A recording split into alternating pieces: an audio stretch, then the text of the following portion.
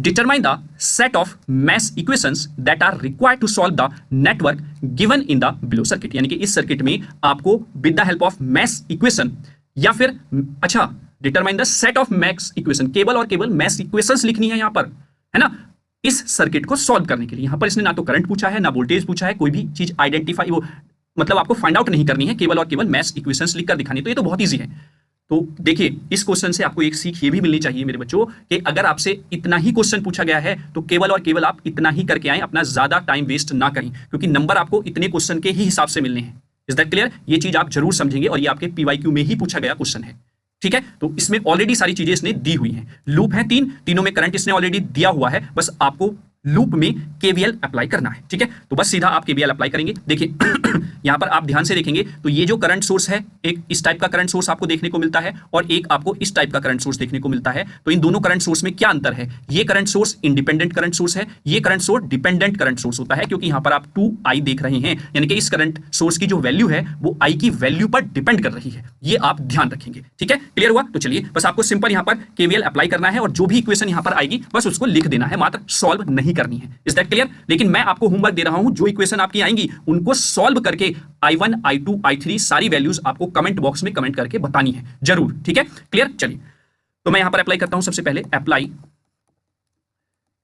KVL in loop first. Loop first में आप KVL apply करेंगे तो आपको क्या देखने को यहां पर मिलेगा? देखिए -5 ओम के रेजिस्टेंस से हम बात कर लेते हैं। यहां पर प्लस माइनस है, दो करंट फ्लो होंगी, एक i1 है तो -5 i1 पहले लूप की बात कर रहे हैं हम, तो i1 करंट को हम ग्रेटर मानेंगे, i1 माइनस i3 हो जाएगा बच्चों। आगे चलते हैं तो आगे आपका करंट सोर्स लगा हुआ है, प्लस से माइनस की तरफ हम जा रहे हैं, तो यहां पर माइनस के 2i डायरेक्टली आप रख देंगे क्योंकि ये करंट सोर्स है। आगे हम बढ़े तो आगे आप वोल्टेज सोर्स में जा रहे हैं, तो माइनस से प्लस की तरफ जा रहे हैं, तो डायरेक्टली आप यहां पर 12 लिख देंगे और वो इक्वल टू 0 हो जाएगा। Is that clear? जब आप इसको सॉल्व आउट करेंगे, इसको ओपन करेंगे, तो आपको यहां पर मिलेगा -5i1 -2i प्लस के 5i3 is equal to minus के 12। तो ये पहली इक्वेशन आपको मिल जाएगी जो उसने आपसे पूछी थी, मैथ इक्वेशन। पहले वाले लूप की इक्वेशन आपकी ये हो जाएगी। Is that clear? I hope आप लोगों को ये चीजें क्लियर हो गई होंगी। ठीक है, चलिए आगे हम बात कर लेते हैं यहां पर।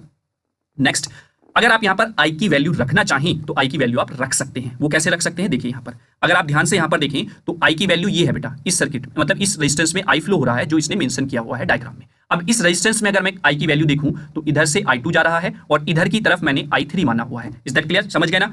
i3 आपका यहां पर जा रहा है ऐसे और i2 आपका ऐसे जा रहा है और ये करंट आपका यहां पर फ्लो हो रहा है, तो मैं यहां पर कह सकता हूं ना कि i जो है वो क्या है बच्चा? i3 माइनस i2 है।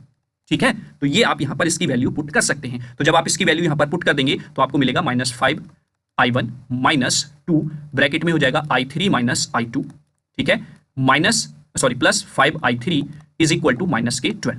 और जब आप इसको फर्दर सॉल्व आउट करेंगे तो finally you get -5i1 plus के 2i2 और यहां पर हो जाएगा प्लस के 3i3 is equal to minus के 12। ठीक है, अब आप इसको इक्वेशन फर्स्ट मेंशन करें। ठीक है, जब आपने यहां पर i की वैल्यू को भी रख दिया है तो मैं यहां से इक्वेशन का नंबर हटा देता हूं, तो फाइनली पहली इक्वेशन हमें मिल जाती है जब हमने लूप फर्स्ट में केवीएल अप्लाई किया। आगे चलते हैं, जब हम केवीएल अप्लाई करते हैं लूप सेकंड में, अप्लाई